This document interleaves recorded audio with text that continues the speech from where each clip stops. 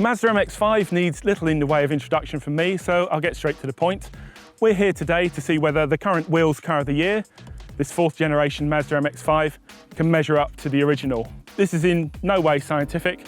We just want to see if this car has the charm and the chops to see off the old stager. It's been over a quarter of a century since the NA version of the MX-5 first landed.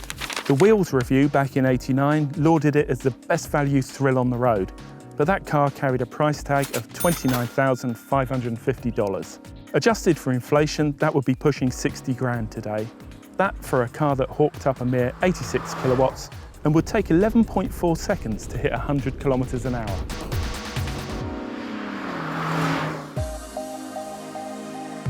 Fast forward to today, and the ND-generation MX5, even in this base 1.5 litre guise, cranks out 96 kilowatts and will break 100 kilometers an hour in just 7.3 seconds. It hasn't even put on that much in the way of middle-age spread either, tipping the scales at just 54 kilos heavier than the old stager. So does the original have anything to offer other than rose-tinted nostalgia? Right, it's clear that by any measurable criterion, this car's been buried by the march of progress. Let's take it for a drive and see if the old one's still got it.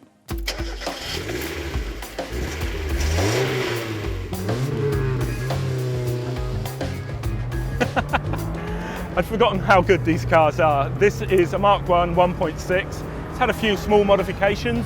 The suspension has been changed, it's on coilovers and it rides a bit lower, but otherwise it's mechanically stock and it is brilliant. The big thing, the steering. Completely unassisted, there's no power assistance whatsoever. So everything that you feel back through the steering column is coming direct from the road. And it doesn't make you miss electrically power assisted steering at all. Sometimes older is better, I guess. The engine, no, it's not got a lot of grunt, certainly not what you call rapid, but you don't buy a Mazda MX-5 for its straight line speed, you buy it for the cornering. The only thing that's a little bit wanting with this car are the brakes, which are awful, but new lines and new pads would see to that, and it's just a joyous thing. You can see why Mazda sold so many of these cars. I'd have one tomorrow.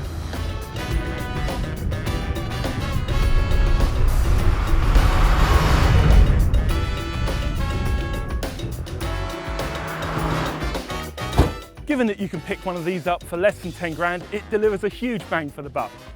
But while this one's still fresh in my mind, I'm going to take a drive in the new car.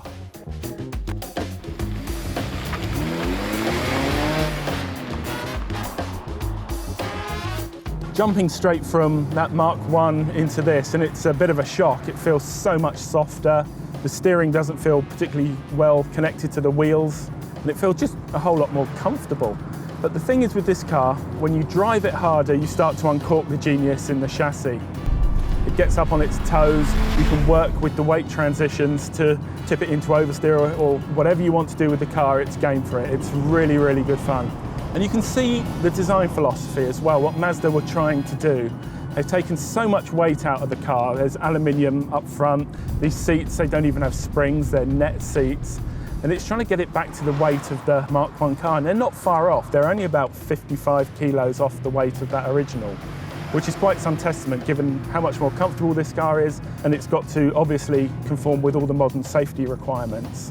So in many ways this car is a huge success because Mazda have tried to go back to the original ethos of the Mark 1, but they've modernised it. And if you wanted a new sports car, I can't really think of anything in the price bracket that really touches this vehicle.